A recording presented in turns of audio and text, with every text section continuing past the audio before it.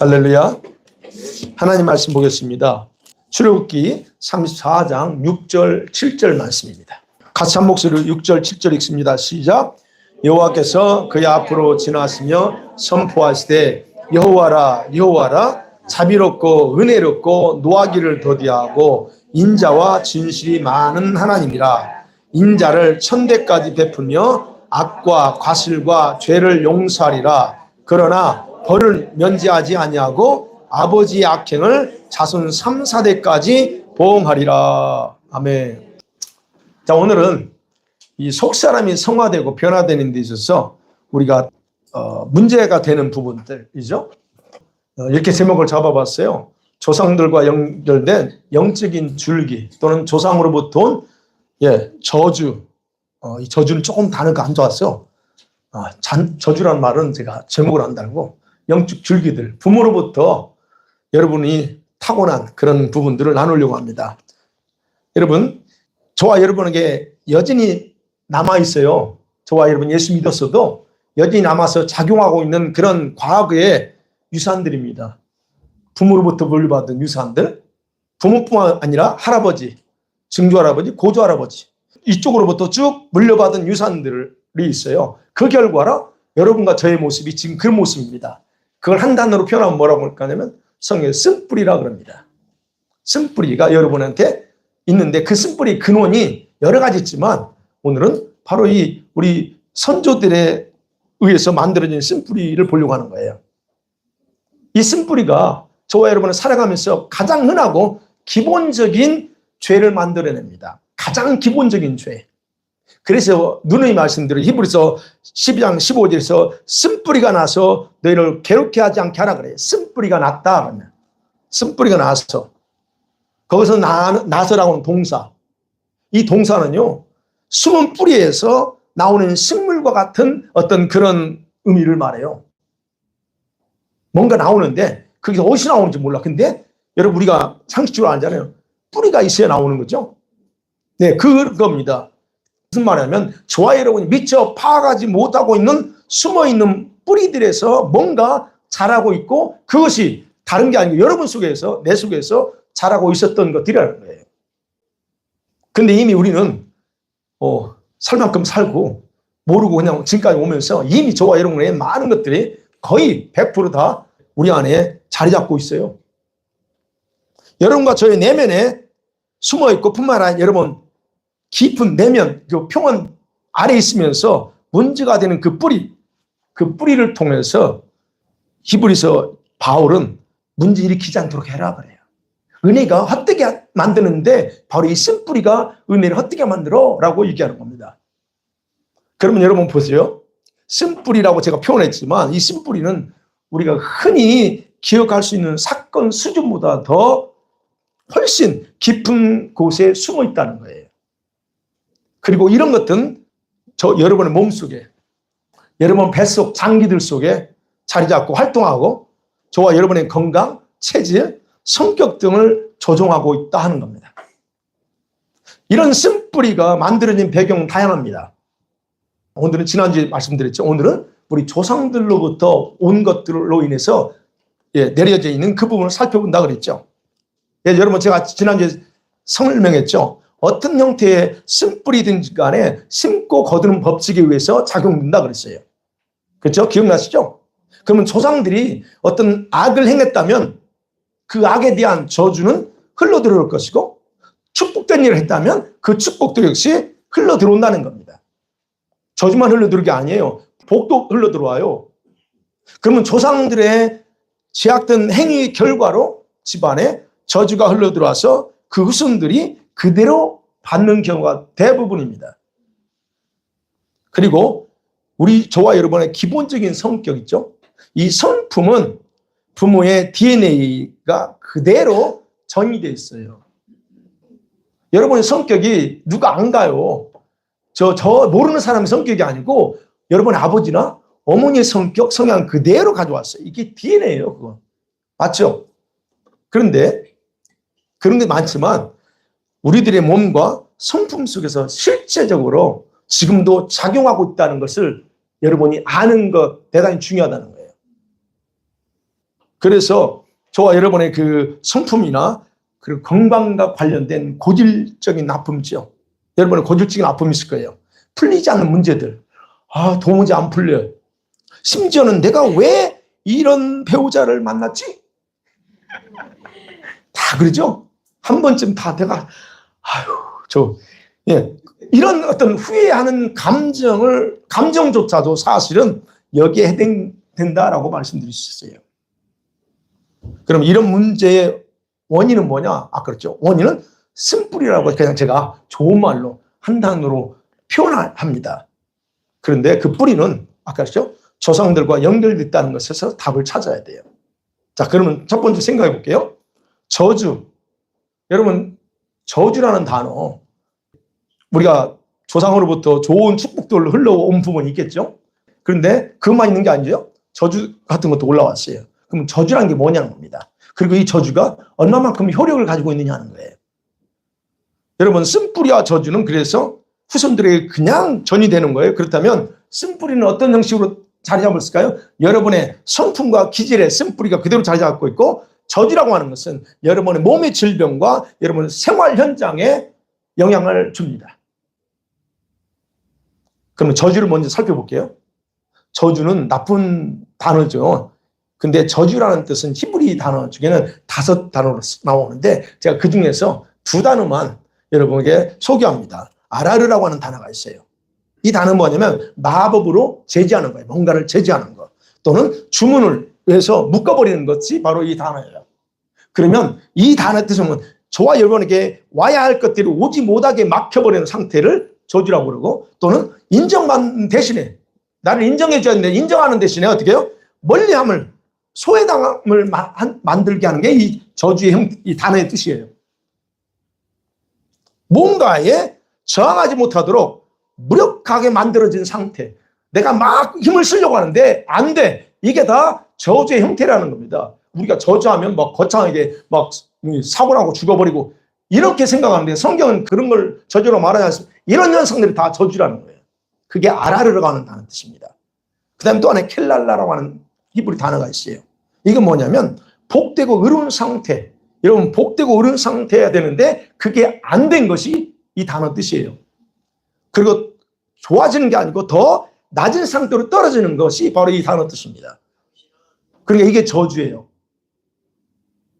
그러니까 여러분, 저주라고 하면 나쁜 차원에서 이거 생각하지 마세요. 이게 성경에 나오는 저주예요. 그러면 오늘날 성도 저와 여러분이 이러한 저주 있을까 없을까요? 집안에 흐르는 이런 저주는 존재할까 없을까? 옛날에 가게 흐르는 저주를 끊으라, 그런 책이 90년 말 나왔어요. 가게 흐르는 저주를 끊으라. 그 책이 나왔을 때 어느 분이 저한테 물어봐요. 목사님, 이게 맞습니까? 제가 뭐라고 했을까요?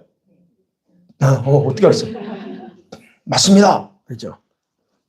그럼 이 말이 맞느냐 하는 거예요. 근데 기본적으로 여러분 생각하세요. 기본적으로 성경에서는 우리 옆에 생명과 저주는 저와 여러분 인생길 앞에 놓여 있다라고 성경은 분명하게 말하고 있다는 거예요. 그것에 대해서 신명기 11장 26절에서 말하고 있죠. 시작. 내가 오늘 복과 저주를 너희 앞에 두나니, 분명히 말하죠. 그 다음에 30장 15절에 말합니다. 시작. 보라, 내가 그냥 성경 어디에도 성도들 앞에는 저주가 없어졌다라고 기록하지 않아요. 근데 저주가 없어졌다고 주장하는 학자들이 있습니다. 그래서 그들이 내세우는 성경 구절이 갈라디아서 3장과 신명기 24장과 그 다음에 에스겔 18장이에요. 갈라디아서 3장 13절 14절 같이 볼게요. 시작.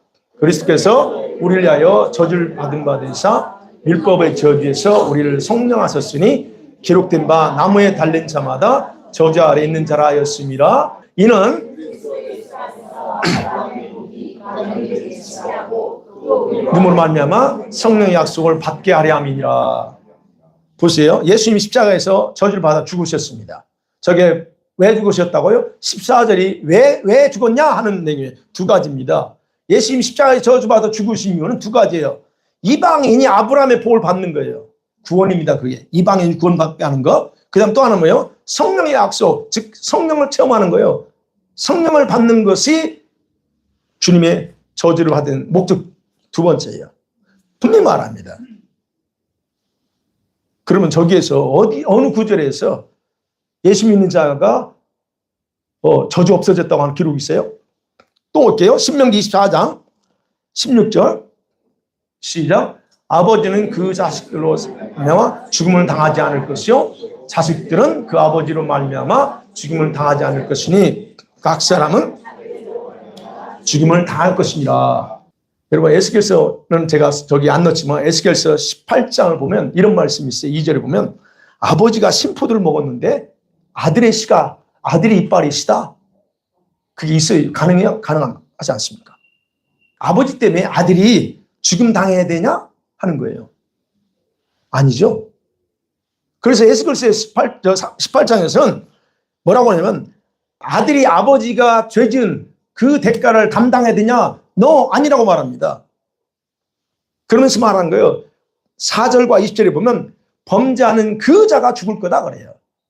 범죄하는 그 자가 당하고 30절에 보면 각 사람이 행한 대로 심판받는다 이렇게 얘기합니다. 이 말씀은 저주 문제가 아니에요. 죄 짓고 사형을 누가 받느냐 하는 거예요. 신명기도 마찬가지. 저 말씀도 그렇죠? 저기죠. 죽임을 당하지 않아요. 아버지가 살인했는데 살인했다고 아들을 죽일 수 없다는 그 얘기지 저주 얘기하는 게 아니면 저거. 그래서 그걸 얘기하는 거예요. 그래서 자꾸 이제 얘기하면 목사님 에스겔서 보면 저렇게 나오는데요. 그걸 어떻게 해석이 돼요? 어떻게 하기는 잘못 해석하는 거지. 분명히 저건 사형을 얘기하는 건지. 이거를 역으로 질문해 볼게요. 제가 역으로 질문 뭐냐면 아들이 구원받으면 아빠가 자동적으로 구원받느냐? 그 말과 똑같아요. 구원받아요? 안 받아요? 자동적으로 구원 못 받아요. 그런 의미로 역으로 제가 질문하는 거예요. 그러니까 저주가 없다라고 해석하는 사람들은 저걸 저렇게 해석합니다. 물론 우리가 기억하셔야 될 건 원래는 저와 여러분이 예수를 믿으면 주님을 믿잖아요. 그러면 일단 주님의 생명이 우리 안에 들어오면서 중생합니다. 거듭나죠? 그러면 우리 안에서 사망 권세가 벗어나요. 사망 권세에서 자유하게 됨을 통해서 죽음에 대한 저주가 없어져요. 그 기록하고 있잖아요. 에베소서 2장 1절 2절 보세요. 에베소 1장 2절 시작. 그는 허물과 죄로 죽었던 너희를 살리셨도다. 그때 너희는 그 가운데서 행하여 이 세상 풍조를 따르고 공중 권세 잡은 자를 따랐으니 지금 곧 아들들 가운데 역사하는 영이라. 히브리서 2장 14절 15절 시작. 자녀들은 혈과 육에 속하였음에 그도 또한 같은 모양으로 혈과 육을 함께 지니심은 죽음을 통하여 죽음의 세력을 잡은 자 곧 마귀를 멸하시며 또 죽기를 무서함으로 한평생 매어 종로로 타는 모든 자들을 도와주려 하시니냐. 네. 보세요. 예수 믿을 때 저 마귀에게 종로로 했던 것이 자유롭게 이제는 종이 아니라 하나님의 아들로 바뀐 거예요. 그래서 더 이상 이 원수 흑암의 그 저주 아래 있지 않아요. 그건 맞습니다. 예수 믿을 때 그런 일이 일어났어요. 한순간에 일어나는 겁니다. 이 말은 그거 얘기예요. 하나님의 통치 아래 우리가 있게 되면서 완전한 자유한 상태에 있기 때문에 논리적으로 사단의 저주가 침투할 수 없다. 이 말이에요. 맞습니다.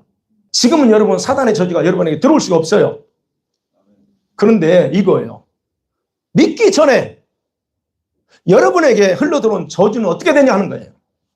이 저주를 끊으라는 거지. 지금 예수 믿는데도 지금 저주가 있다. 이 얘기하는 게 아니에요. 이걸 끊으라는 거예요. 왜요? 원리가 그렇다고 그랬잖아요. 합법적으로 이놈들은 활동하고 있어요. 여러분 생애 속에서. 그래서 저주를 끊으라고 하는 것은 여러분 믿기 전에 또는 믿었어도 모태신앙일지라도 이거에 대해서 모르고 지나온 사람이 대부분이거든요. 그거 끊으라는 거예요. 그래서 얘기하는 거예요. 여러분 예수 믿는다고 해서 과거가 다시 새롭게 됩니까? 과거는 과거요. 지난번에 지난날을 사고 쳤던 모든 것들 없어지는 게 아니에요. 그대로 있어요. 그죠? 이 의미하는 겁니다. 이 의미.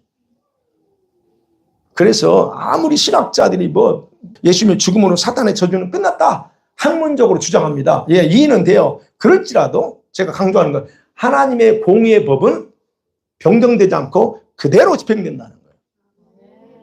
그렇기 때문에 성경에서 말하는 저주는 여전히 영계에서 그대로 집행되고 있고 그것에 의해서 사단이 힘을 얻고 그 가정과 생활 속에서 영향력을 행사하고 있다는 거예요. 오늘 본문의 말씀이 그거잖아요. 오늘 본문에 이런 사실에 대해서 명확하게 증거하고 있잖아요. 6절에잖아요. 나는 여호와라 여호와라 해라 자비하고 그렇죠. 여기 나오면 하나님이 어떤 분인가 은혜롭고 노하기를 더디에 인정한 너무 많아. 그런데 죄는 용서한다. 그런데 7절에서 그러나 그러죠. 벌은 어떻게 해요? 벌은 면제하지 않아요. 여러분이 5년 전에 살인했다고 해봐요. 교도소에서 예수 믿었어요. 그럼 살인한 그 벌 없어져요? 안 없어져요 그거. 제가 말씀드린 이거 얘기하는 거예요 지금. 분명히 말하잖아요 이거. 여기서 뭐라고 그래요? 3, 4대 자손 3, 4대까지 보응하리라 그럽니다. 이 말씀이 하나님 말씀이라고 믿는다면 여러분들이 이거 정확하게 하셔야 돼요. 3, 4대. 그럼 어떤 죄일까요? 어떤 죄? 예를 들어서 부모나 조상 중에서 행한 죄악이 폭행. 여러분 폭행도 이거 엄청난 겁니다. 폭행, 간음, 간통. 옛날 우리 한국 사람은 많았죠. 처벌 두고 뭐 돈 많은 게 다 있죠. 이런 것들. 우상숭배 이건 말할 것도 없고 무당, 박수무당 뭐 여기서는 위시크래프트 같은 거죠. 또는 살인, 직접 살인도 하고 간접 살인도 하잖아요. 약탈합니다. 힘 있다고 약탈해요. 사기를 쳐요. 사기를 쳐서 재산을 뺐죠. 사기치는 거 거의 다 돈 때문에 사기쳐요. 그죠? 이런 모든 행위들, 이런 행위들은 이 죄에 대해서 회개하면 여러분이 과거에 사기쳤죠? 솔직히 말해보세요. 사기쳐서 그러면 회개했으면 용서합니다. 용서하세요. 그러나 어떻게 해요? 그 벌은 면제하지 않고 당사자나 후손들에게 어떻게 3, 4대까지 최고 4대까지 합법적으로 흘러간다 하는 겁니다. 그럼 어떻게 흘러가요? 먼저 악한 귀신들이 그 사람의 블러드라인에 합법적으로 들어가서 활동하면서 벌을 집행합니다. 여러분, 사단은 뭐 먹고 살아요? 우리 인간의 죄입니다. 죄가 있는 곳에 사단이 존재하고 사단이 존재하는 곳에 죄가 번성하게 돼 있어요. 그러면 여러분 이 블러드라인에 이 원수가 들어가서 그 벌을 집행합니다. 그 방법은 어떻게 집행할까요?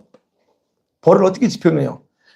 그 악행의 경중에 따라서 고질병, 그 사람 몸에 고질병을 집어넣어요. 아니면 사건, 사고, 생명을 80살 사람은 40으로 단절시켜버립니다. 그래서 이 사람은 40살에 죽게끔 그 집안의 모든 것을 그 생명 라인을 딱 끊어버려요. 40은 너무 작은가? 50. 50에 딱 끊어버립니다. 그러면 그 집안에서 남자들은 다 50이면 다 죽어요. 그건 어떤 방식으로 죽습니다. 때로는 중풍병 뭐 이런 거 있죠. 이런 다양한 병으로 나타나요. 이건 성경에 제가 얘기하는 성경에 있는 얘기예요. 여러분 보세요. 지난주에 금요일 날 다윗이 좋은 일 했잖아요. 한순간에 쾌락, 즐거움을 위해서 뭘 했어요? 간통하고 살인했습니다. 그 결과 어떻게 돼요? 자녀들끼리 근친상간하고 죽여. 자동적으로 그렇게 되게 돼 있어요. 그거. 다윗의 장군 중에 요압 장군 있죠. 요압 장군이 아브넬을 죽여버립니다. 살인해서 무고한 그 아브넬을 죽여요. 그래서 다윗이 저주합니다. 어떤 저주 아세요? 나병 환자, 네 후손에는 나병 환자, 백탁병자 모르겠어요. 한국말로. 그런 병으로 영원토록 그렇게 가라고 그래요. 여러분 우리가 아는 그 사무엘상 초반에 나온 엘리 제사장 집안. 엘리 제사장이 뭐예요? 아들들이 하나님의 제사 예배를 무시하죠. 그리고 그 수종드는 여인들하고 막 이 별짓 다 하죠. 그래서 어떻게 멸하고 있어요? 노인 없이 너 집안 너 후손 앞으로 너의 뿌리는 노인 없이 단명할 거라고 그래요. 그래서 제사장들이 일찍 죽어요. 그 엘리 후손들이요. 이런 것들이 다 저주라는 거예요. 그 블러드라인에 흘러들어가. 질병일 경우 어떻게 해요? 병원에 가도 집안 내리기요. 그거 어쩔 수 없습니다. 또는 유전적이요? 라고 얘기하죠. 그래서 여러분 많이 듣죠? 유전. 여러분 근데 저주가 어떻게 오냐 하는 거예요. 저주는요, 하나님께서 하시는 게 아닙니다. 하나님께서 하시는 게 아니고 악을 행할 때 하나님의 보호막을 풀어버려요. 보호막을 풀어봄을 통해서 사단이 활동을 나타내는 거예요. 하나님이 좋아 이런 보호합니다. 보호막을 쳐요, 다. 쉴드를 쳐놨는데 여러분이 어떤 악한 행하잖아요. 풀어버려요. 우리 그거 알죠? 광야에서, 호르산에서 길 때문에 이스라엘이 투덜투덜한 하나님 보호막 풀어버리니까 뭐가 와서 물어요? 불뱀이 와서 물어버립니다. 불뱀이 거기만 있었던 게 아니에요. 근데 하나님 딱 쉴드를 쳐놓으니까 영웅들이 못 왔거든. 근데 거기서 하나님이 풀어버리니까 와서 다 물어요. 정갈도 마찬가지예요. 그게 얘기하는 겁니다. 풀어버려요. 그러면 사단이 마음대로 들어오는 거예요. 그러니까 우리 조상이나 부모의 악의 씨를 뿌리면 하나님께서 보호의 문을 열 수밖에 없는 거예요. 이건 열고 싶어서 하는 게 아니고 그냥 죄 때문에 열어요. 그건. 그러면 귀신들은 그 열린 문으로 들어가는 겁니다. 자, 이렇게 죄악 결과로 열매를 거두는 자녀들 세대는 어때요? 다양한 형태, 아픔, 상처로 억울한 일을 당하면서도 인생이 망가지는 거예요. 근데 그게 왜 내가 당해야 되냐는 거죠. 그러니까 그렇게 망가진 영혼과 마음속에 이런 손상되는 게 있잖아요. 그걸로 끝나면 되나? 나한테서 끝나면 되는데 이게 안 돼. 내가 다른 사람한테 똑같이 상처 주네. 내가 다른 사람한테 또 똑같이 상처를 받네. 그러니까 결국 이런 상처들, 쓴뿌리들이 결국 나만 그게 아니고 다른 사람, 자녀들에게까지 다 또 다른 아픔을 만들어내는 역할을 하게 된다는 거예요. 그게 우리가 지금까지 그렇게 살아왔어요. 그래서 반복 또 반복 중단되지 않습니다. 그래서 이런 저주들에 의한 것들이 결국 여러분 각자의 성품과 길 등의 쓴뿌리로 그냥 쭉 만들어져 있다는 겁니다. 그럼 어떻게 쓴뿌리로 자리 잡았을까?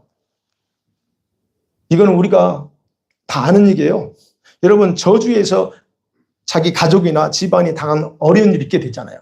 그럼 여러분 어려운 일 당하면 박수 치는 사람이 있어요? 아니죠, 없죠. 그렇게 일들이 반복돼. 그러면 어떻게 돼요? 본성이 있잖아요. 그러면 스스로 말로 저주를 쏟아내고 아니면 행동으로 쏟아냅니다. 그러면 그 저주를 자기에게 끌어와요, 자기에게 끌어들이고 짜증과 혈기를 통해서 악한 영들의 활동을 더 활성화시켜버려요. 우리가 모르고 했던 거예요. 그런 식으로 쓴뿌리가 내 안에 자리받아요.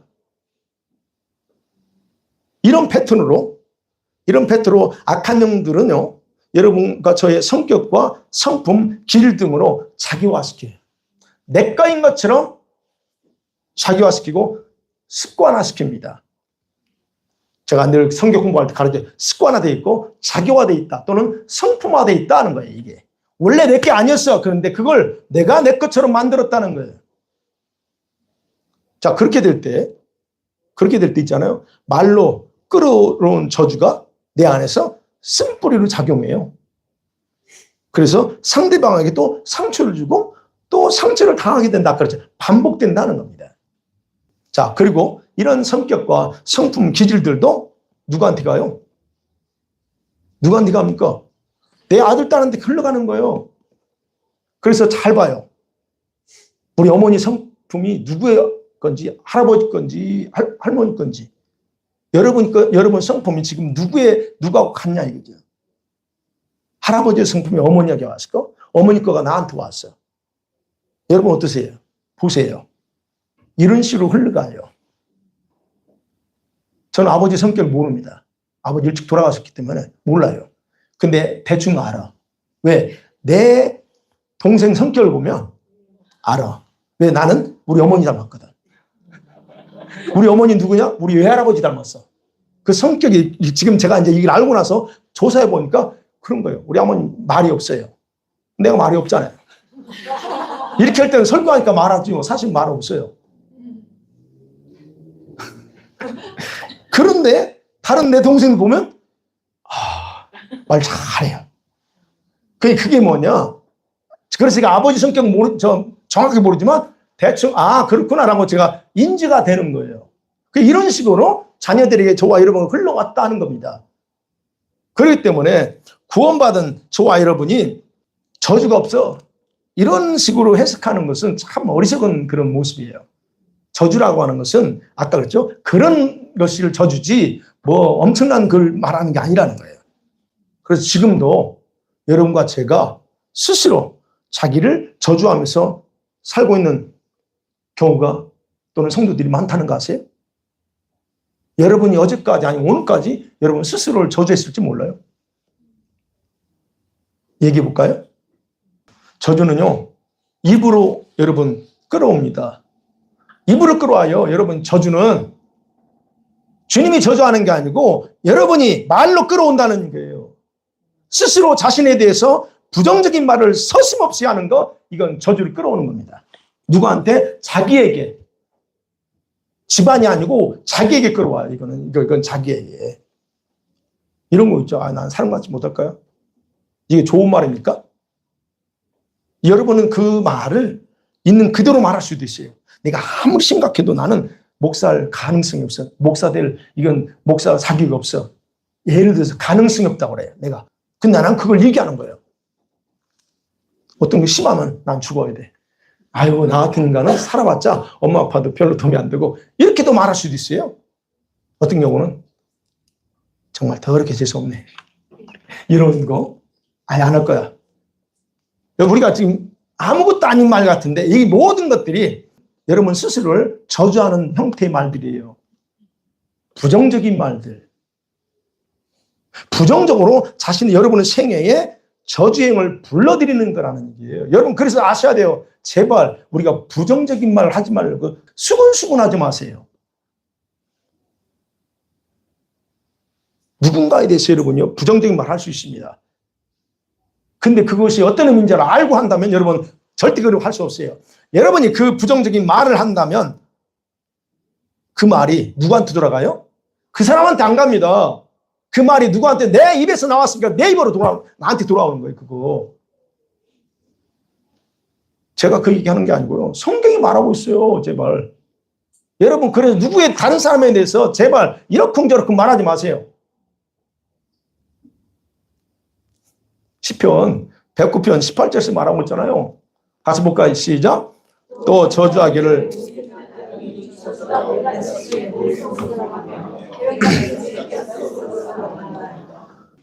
몸속으로 들어갑니다. 기름같이 뼛속에 들어간대요. 그러니까 결국 그래요. 조상으로부터 오는 것도 있지만 지금 이제 실제 상황 속에 여러분의 말이 여러분 스스로를 저주하고 있다는 거예요. 저주행을 여러분의 몸 안에 여기 있잖아요. 기름같이 뼛속에 들어가고 몸속에 들어가. 그러면 여러분 몸이 성할 것 같아요? 그러니까 몸이 부서지는 거예요. 그래서 여러분의 말로 여러분을 묶어버려서 어떤 상태로 남겨두는 것, 그 자체가 저주라는 겁니다. 그래서 제발 말 조심하세요. 제발 말 조심하세요. 함부로 하지 마시고 누가 뭘 얘기했든 간에 그 말 되새기지 마세요. 화난다고 또 무조건 화난다고 어떻게 합니까? 확 퍼부어? 괜찮아요. 퍼부으세요. 근데 그 퍼부으면 그 퍼부은 건 누구한테 안 가요? 누구한테 가요? 자기 일을 뒤집어 씌워. 이걸 아셔야 된다는 거예요. 좋은 걸로 오는 게 아니에요. 저주로 돌아와 나한테. 지금은 이제 연세가 있으니까 제가 40 넘었잖아요. 그러니까 아이고 인생을 절반을 살았기 때문에 이제 막 이렇게 쏟아내지는 않겠죠. 그죠? 아멘이 없네. 아직도 여전히 쏟아내는구나. 아이고 참말로. 오늘 기도 두 배로 하세요. 예. 자, 두 번째로 생각해 볼게요. 이게 저주입니다. 그 법칙이에요. 두 번째, 이 쓴뿌리의 법칙이 있어요. 제가 이제 이거를 쓴뿌리라고 제가 표현했잖아요. 쓴뿌리. 그러면 여러분이 부정적이거나 비판적이야. 늘 여러분 잘 보세요. 여러분의 성향이 부정적이고 비판적이라면 그것이 출처가 어딘가를 조사해 볼 필요가 있습니다. 왜 나는 삐딱한 눈을 보지? 왜 나는 정상적인 거를 생각을 못하냐는 거예요. 왜 부정적으로만 생각하지? 잘 보세요. 출처가 어딘가. 여러분 이 자신보다는 상대방의 단점이 더 잘 보여? 예, 그럴 수 있습니다. 다는 아니지만 더 잘 보인다. 왜 그런지, 원인이 무엇인지 상세하게 살펴봐야 된다는 거예요. 왜 나는 그러지? 내 남편은 안 그래. 근데 왜 나는 유독히 왜 단점이 더 잘 보여? 못하는 것만 더 보이고? 왜 뭘까요? 여러분 성품 중에서 쉽게 절망하고, 쉽게 좌절하고, 우울증에 쉽게 빠지고, 쉽게 침체해. 이런 부분에서 여러분의 결정적으로 문제야. 아무리 내가 해도 안 되는 이런 부분이 여러분 있다면 그것은 원래 여러분의 모습이 아니라는 거예요. 원래 그게 아니에요. 그 모습이 아니라는 걸 여러분이 조사해야 돼요. 내가 왜 그래야 되지? 라고 하는 의문점을 가져야 된다는 거예요. 내가 왜 그러지? 은혜가 있고 내 안에, 성령이 내 안에 계시고, 내가 말씀은 우리 날마다 있죠. 통독도 하고 날마다 있고 나름대로 기도도 하는데 왜 나는 항상 이래야 되냐는 거예요. 이것에 대해서 여러분이 의문점을 가져야 된다는 거예요. 1차적으로 여러분 이 모든 것들은 부모에게서 물려받은 DNA 결과입니다. 1차적으로. 자, 그러면 보세요. 예수님이 그랬어요. 제자들한테 너 판단받지 않고 싶으면 절대 남 판단하지 마라. 그런 말씀했죠. 왜 그랬을까요? 여러분 판단하는 것은 심고 거두는 법칙을 벗어나지 않는다는 얘기예요. 여러분이 누구에 대한 느낌에 따라 판단하고 무슨 말인가 하게 되면 그건 반드시 법적으로 집행됩니다. 그게 법이에요, 법. 그런 말을 하게 되면 반드시 여러분도 똑같은 일을 누군가로부터 받게 된다는 거예요. 이게 법칙이에요. 특별히 쓴뿌리에 의한 판단이에요. 내가 쓴뿌리가 있어. 상처가 많으니까 이건 상처 때문에 그래. 그러든 말든 상처는 다 있어요. 쓴뿌리 다 있습니다. 그런데도 불구하고 이 쓴뿌리 때문에 내가 다른 사람을 자꾸 판단한다? 그건 자유지만 여러분 환경이나 여러분 스스로를 통해서 반드시 거둡니다. 이거 아셔야 된다는 거예요. 예를 들어서 그래요. 제가 이제 실제적인 걸 얘기하면 예를 들어서 우리 아이들이 크면서 나는 엄마처럼 절대 안 그럴 거예요. 그죠? 아빠처럼 되지 않을 거야. 이런 말 하잖아요. 이게 부정적인 맹세입니다. 이거. 부정적인 맹세예요. 이거. 남편에 대해서 우리 아내들이 그러죠. 남편에 대해서 항상 그럴 거야. 안 한다고 했어도 또 그럴 거야. 남편도 아내에 대해 설반이 있어요? 그럴 거야 한다면 내적으로 판단하는 거예요. 내가 굳이 말을 안 해도 내적으로 내가 남편에 대해서 이렇다 저렇다 판단해. 물론 또 반복했으니까 또 그럴 수 있어요. 판단한다. 아니면 자녀들에 대해서 여러분 혹시 자녀들은 직접 말은 안 하지만 아유 쟤는 희망이 없어 저거. 응? 아이고 골칫덩어리야. 아니 속으로 그럴 수도 있어요. 여러분 판단해요. 너 같은 사람 누가 좋아하겠냐. 예를 들어서 이렇게 말했다면 이렇게 판단하는 것이 어디에서 왔을까 하는 겁니다. 그 출처가 내 스스로 한 거냐 아니면 누군가부터 투영된 것을 내가 지금 그대로 말하고 있느냐는 거예요. 어떤 것 같아요? 전과자잖아 전부 다. 한 번쯤 다 아이들한테 남편에 대해서 한 번쯤 다 하지 않았어요? 그게 어디서 그러냐 하는 거야. 한번 해보세요 한번. 응? 어떻게 된 것 같아요? 여러분 이런 모든 것들 있잖아요. 이런 쓴뿌리에 대한 판단이거든요. 이거요. 이런 판단은 상대방에 대해서 내가 부모로부터 받은 어떤 이미지나 아니면 내 안에 형성된 부정적인 판단을 통해서 남편이든 아내든 이렇게 할 거다 아니면 상대가 어떤 행동을 할 것이다 라고 단정하는 거거든요. 근데 그것이 아무것도 아닌 것 같은데 여러분에게 영향을 준다는 거예요. 이게 쓴뿌리의 법칙인데 보세요. 어떤 형식으로 나타나는가. 여러분이 원래 굉장히 몸은 부지런합니다. 저도 몸으로는 굉장히 부지런한 사람이에요. 쉬지 않고 일하는 사람이니까. 그럼 몸으로는 부지런합니다. 그런데 여러분의 영은 게을러요. 영이 게을르다는 거예요. 몸이 부지런한 거, 영은 게을러. 수동적입니다. 몸이 수동적이에요. 왜 그런 줄 아세요? 이런 맹세 때문에 그래요. 내가 안 할 거야, 나는. 하기 싫어, 안 해. 이렇게 하잖아요? 이 말이 아무것도 아니에요. 여러분, 느낌 그대로 말할 수 있어요. 그런데 그것이 그 말과 함께 여러분의 영에 그대로 영향을 준다는 거예요. 그래서 영이 게을러져. 내가 안 한다고 했잖아. 그러니까 영이 안 움직여요. 그리고 수동적이 돼요. 지난주에 말씀드렸죠. 그걸 제가 이제 기도하자고 했잖아요. 기도하면서 제가 성령님 조명해 주세요 하는데 딱 한 가지를 저한테 조명해 주더라고요. 근데 그 원인이 뭘까 하는데 또 그 원인도 알려주셨어요. 그게 바로 지금 말씀드리는 거예요. 이거 안 할 거야, 나는. 근데 그게 내가 내 영한테 그대로 갖다 직격당한 거예요. 그래서 얼마나 회개했겠어요, 하나님. 아, 그랬구나.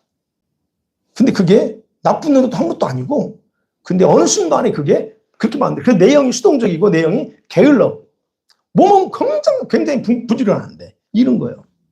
그리고 여러분은 항상, 제가 그랬어요. 이건 저 얘기입니다. 항상 이건 내 성품이야. 내 성격이야. 어쩔 수 없어. 라고 입버릇처럼 말하는 것이 익숙해져 있죠. 저한테는. 근데 그게 이런 것 때문인 줄 모르고 저는 항상 이렇게 말했어요. 내 성격이야, 이건. 어쩔 수 없어. 이렇게 말했던 거야. 근데 그거를 또 주님이 저한테 지난주에 딱 조명해 주는데, 여기까지인가? 이런 것도 그런가? 제가 새삼스럽게 또 놀라는 거예요. 여러분 어떤지 모르겠어요. 바로 여러분이 수동적이다. 안 움직여요. 은혜는 많이 받는데 안 움직인 사람은 다 이게 게을러요. 영이 게을른 거예요. 수동적이에요. 집에서만 은혜 받아. 집에서만 은혜 누려. 우리는 반드시 나가야 돼요. 그러잖아요. 나가야 된다고. 그죠? 저는 나가기 싫어. 그러잖아요. 이렇게 되는 거예요. 그러니까 그런 부분이에요. 그래서 과거에는요, 이런 어떤 그런 것들에 큰 의미를 부여하지 않을 수 있어요. 저도 그랬고, 부여하지 않을 수 있어요. 근데 이런 사실을 알고 나서 여러분 기도하는데 어떻게 해요? 스스로 저처럼 경험해 보면 부정할 수 없다는 거예요. 아, 맞구나. 여러분 오늘 저녁에 그 경험해 보세요. 오늘 저녁에 기도하셔야 돼요. 그 부분 가지고. 그래서 직접 경험해 보셔야 돼요. 여러분 이러한 내적인 맹세나 이런 판단이 여러분의 영에 어떻게 작용하는지를 안다? 그럼 반드시 회개하고 취소해야 됩니다. 하나님, 제 잘못했습니다. 내 영을 그렇게 만드는 것은 다른 사람이 아니었습니다. 내가 그랬어요. 내 말로. 그뿐만 아니라 이 쓴뿌리의 법칙은 여러분 간단하게 세 가지 그대로 적용돼 다 여러분 이해할 수 있는 부분이. 하나는 뭐냐? 여러분 아까 부모 또 남편 그런 거 있잖아요. 부모를 공경하고 남편을 복종했잖아요. 그 영역에서는 잘 될 수 있지만 그러지 않은 영역에서는 안 됩니다. 잘 안 돼요. 그게 법이에요. 남을 헤아리고 판단했어요? 그럼 바로 그 영역에서 여러분이 그대로 직격탄을 당합니다. 스스로 무엇인가 심었다? 그럼 여러분 그게 바로 그대로 거둬들이는 거예요. 이게 바로 쓴뿌리 법 똑같다는 거예요. 심고 거두는 법이 똑같다는 거예요. 그래서 쓴뿌리가 가진 법칙은 또 다른 쓴뿌리를 만들어낸다는 거예요. 아까 말했죠. 왜 내 가정, 내 부모한테 잘 자랐는데 왜 여전히 나한테 그런 게 남아있느냐. 바로 이 쓴뿌리 법칙 때문에. 그래서 쓴뿌리를 만들어내어 중단하지 않고 계속적으로 반복하면 순환시켜서 우리로 하여금 하나님의 은혜에서 떨어져 나가게 해요. 은혜가 부족해서 떨어져 나가는 게 아니에요. 이 쓴뿌리가 떨어져 나가게 만들어. 그리고 귀신들을 끌어들이거나 활동하도록 문을 열어주게 된다 하는 겁니다. 그리고 이 법칙에 따라 사람들은 굴레에서 벗어나지 못합니다. 그러니까 우리가 계속 빙빙 돌아오는 거죠. 예수님께서 그랬잖아요. 마태복음 18장 7절에 실족해 하는 일이 없을 수는 없다. 그러나 뭐라고 그래요? 실족해 하는 자는 화가 있어. 그래요. 그죠? 실족해 하지 않을 수 없어요. 세상 살면서. 그러나 실족하게 하는 사람은 반드시 그 사람이 화가 있다고 그래요. 경고하잖아요. 그러면 누군가를 실족하게 하고 싶은 사람 아무도 없는데도 불구하고 마음대로 안 되니까 내가 실족시켰잖아요. 아내를, 자녀들을 실족시키고 남편을 실족시키잖아요. 내가 그러고 싶어서 그런 게 아니에요. 말을 조심했어야 되는데 자기도 모르게 한순간에 확 쏟아가지고 상처를 줘버립니다. 이게 그러고 싶지 않아 나는. 근데 뿌리에서 이게 문제가 그대로 드러나 버려요. 마음은 안 하고 싶어요. 그죠? 근데 감정 조절이 잘 안 돼. 그 한순간에 무너지는 거죠. 자, 이런 모든 원인을 깊이 들어가 보면 뿌리는 같다는 겁니다. 뿌리는 같아요. 그래서 각자가 다른 약한 부분들을 가지고 있죠. 저도 그러고 여러분 다 있죠. 그래서 그런 것들이 쉽게 무너지는 거예요. 이런 저와 여러분, 그래서 근본적인 원인들을 인식하고 이 체인을 처리하지 않으면 늘 작은 문제야. 큰 문제가 아닙니다. 작은 문제들 속에서 그것 때문에 고생하고 힘들어합니다. 말씀 맺어볼까요? 여러분, 저와 여러분 인식하지 못했을지라도 이미 성경에 계시해 놓은 절대 불변의 법칙이 바로 이런 것들이라는 겁니다. 제가 저주에 대해 얘기하려면 더 할 수 있지만 그건 별로 은혜가 안 돼. 그런 법칙이 있다는 거예요. 그럼 이런 법칙에 근거해서 세상은 돌아가고 인생사는 영향을 받고 있다는 거예요. 저와 여러분의 삶 그런 영향을 받아왔어요. 그럼 이런 상황에서는 이 법칙이 살아있는 한 하나님께서는 능력이 없어서가 아닙니다. 능력이 없어서가 아니라 이 법칙의 원리 때문에 침묵하실 수밖에 없는 거예요. 여러분이 악을 행하면 주님은 능력이 없어서가 아니요. 법칙 때문에 주님이 침묵해요. 이거와 다른 법칙이지만 하나 더 제가 여러분 소개해 줄게요. 헤렘의 법칙이라고 해서 헤렘. 히브리 말 헤렘이에요. 여호수아 7장 12절 한번 볼까요? 그 말 기록되어 있어요. 시작. 그 앞에서 돌아섰나니 온전히 바친 것이 됨이라. 그 온전히 바친 물건을 여중에서 멸하지 아니하며 내가 다시는 너와 함께 있지 아니하니라. 저 단어가 히브리 단어 헤렘입니다. 헤렘은 뭐냐면 하나님께서 반드시 바치라고 결정한 것들을 도둑질하는 거예요. 하나님 반드시 이건 내 거야. 내게 바쳐라고 한 거 있습니다. 구약에. 뭡니까? 11조. 또 안식일입니다. 이건 내 날이 아니고 이건 내 거가 아니야. 근데 이걸 도둑질해서 그럼 어떻게 해요? 하나님은 그것을 다시 주님께 바칠 때까지 어떤 행동도 하지 않는다는 얘기예요. 하나님은 그들과 동행하지 않습니다. 이스라엘 백성은 그걸 범했거든요. 동행하지 않고 일하지 않는다는 거예요. 그러면서 말합니다. 그에 상응하는 대가를 지불하는 것. 이게 법칙이에요. 헤렘의 법칙입니다.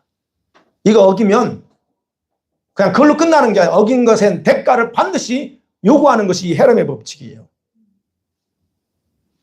그렇다면 여러분과 제가 여러분 삶에서 풀어지지 않아 하나님께서 함께하지 않는 것 같은 상황들, 질병, 아픔이 내게서 안 떠나 이거는 여러분이 대가 지불하는 것일 수 있어요. 그렇다면 여러분은 어떤 영역에서 헤렘을 훔쳤을 가능성이 크다는 겁니다. 하나님께 바쳐져야 될 것을 여러분 훔쳤어. 그런 거 훔친 사람이 반드시 죽어요. 아간이 그 집안이 다 죽여버려요. 헤렘을 범했기 때문에. 이게 헤렘의 법칙이에요. 그러니까 여러분이 왜 나는 일이지? 왜 우리 집안은 일이지? 이 원리도 있어요. 그렇다면 어떻게 해야 이 저주, 이런 저주로부터 그런 쓴뿌리로부터 이런 것을 쓴뿌리를 처리할 수 있을까 하는 겁니다. 어떻게 하면 처리할 수 있어요? 일단 기본적으로 쓴뿌리는 우리가 주님께 다루어 달라고 부탁하기 전까지는 결코 자동적으로 처리되지 않습니다. 우리는 이것을 평생 어쩔 수 없이 지고 가야 될 자신의 일부라고 생각하고 살아갈 수 있어요. 지금도 우리는 그렇게 살아왔고 이건 평생 가야 돼. 근데 그렇지 않아요. 알고 보니까 아니더라는 거죠. 이런 것들은 여러분께가 아니었다는 거. 여기서부터 인정하셔야 됩니다. 이건 내 거가 아니었다는 걸 인정할 때부터 치유가 회복 들어가고 주님이 일하십니다. 이것들은 얼마든지 제거해서 지옥불에 던져야 될 것 가능하다는 거예요. 왜냐하면 예수님께서 십자가에서 죽으심으로 그 저주, 이 쓴뿌리까지도 제거할 수 있게 모든 걸 다 열어놓으셨기 때문에 그래요. 그러나 그 역할은 누가 해요? 내가 해야 됩니다. 내가. 제 경험을 얘기 안 하잖아요. 여러분들 성경 공부 제 과거, 조상, 내 고조 할아버지 이런 다 이게 들었기 때문에 제가 제 얘기는 안 하는 거예요. 당사자가 저였으니까. 얘기 안 해요. 들으려고 하지 마세요. 또 얘기하고 싶지 않아. 과거. 이거 여러분 하시기 전에는 안 됩니다. 그러니까 여러분의 생활과 건강과 질병, 성품 이런 성향까지도 하나님의 작품이 아니라는 걸 여러분 아셔야 돼요. 현재 내 모습, 이 모습이 여러분이 진짜 모습일까? 아니요. 하나님이 여러분 이 땅에 보낼 때는 이 모습 보는 게 아니에요. 근데 여러분과 제가 성장하는 과정에서 어떤 것들은 스스로 받아들였거나 내가 만들어버린 결과로 이 모습이야. 아까 말 조상의 것도 많고. 그렇기 때문에 여러분이 이건 내 것이라고 여기는 것들, 아 이건 내 거지. 그런데 그것이 고질적이야. 성품이나 아픔으로 작용하는 것들을 그래서 먼저 분석해 보세요. 이게 어디서 왔냐 이거예요. 우리 엄마가 위가 안 좋아요. 근데 자기도 위가 아파. 뭐가 안 좋은데 우리 엄마가 아파. 여러분 원래부터 위가 안 좋게 태어났나요? 원래부터 간이 안 좋게 태어나지 않습니다. 하나님은 완벽한 그런 모습을 우리를 창조하셨어. 그런데 왜 내가 간이 안 좋아야 돼? 왜 내가 심장이 안 좋아야 돼? 근데 우리는 기억하죠. 우리 엄마가 어렸을 때부터 그랬대. 그러니까 나는 자동으로 엄마가 아픈 걸 난 그대로 받고 있어. 그게 아니에요. 이런 것 자체를 아니라고 하는 것을 여러분이 단호하게 인정하고 나갈 때 이게 해결된다는 거예요. 그건 여러분 거 아니에요. 엄마 것도 아닙니다. 이게 여기서부터 출발해야 돼요. 이거. 그래서 그걸 거부하고 뭘로 해야 돼요? 예수님의 십자가를 선포하면서 새롭게 창조하셔야 됩니다. 유전적인 병, 아픔, 성품들 중에서 부모로부터 전이된 것들, 이것들이 있어요. 맞아요. 그건 여러분이 대신 회개하셔야 됩니다. 부모님이 돌아가셨다면. 여러분 직접 회개하는 방법 외에는 그것부터 자유할 수 없습니다. 그건 하셔야 돼요. 그래서 이제 아마 치유 할 때 그거 얘기할 거예요. 치유 사역 때 뭐 하잖아요. 공부할 때 조상들로부터 그 조상에 대한 죄, 그 문제. 그리고 말과 행동으로 스스로 여러분 저주를 불러온 것들은 반드시 여러분의 가슴을 찢어야 돼요. 그리고 여러분 입을 찢어야 돼요. 여러분이 말로 했으니까 입을 불러주시 회개해야 됩니다. 주님, 내가 어리석어서 말로 이랬습니다라고 여러분이 그거 하셔야 됩니다. 그리고 회개한 후에는 말과 행동으로 행동했던 부분에 실제로 이제 삶을 바꿔야 돼요. 주님, 내가 말로 자꾸 저지했습니다. 그러면 회개했으면 하지 말아야 됩니다. 안 될 수도 있어요. 그렇지만 여러분이 노력하셔야 된다는 거예요. 그래서 여러분이 회개할 때 성령께서는 주도권을 갖게 돼요. 그래서 여러분이 회개하면 성령이 주도권을 잡아. 근데 회개를 안 하거든요. 이거 모르니까. 그 주도권을 잡게 되고 여러분 성품과 여러분 몸 안에서 정확하게 성령님이 일하십니다. 그래서 성령께서 합법적으로 일하실 수 있도록 간절함으로 도움을 요청하셔야 돼요. 이거는 요청 안 하면 안 돼.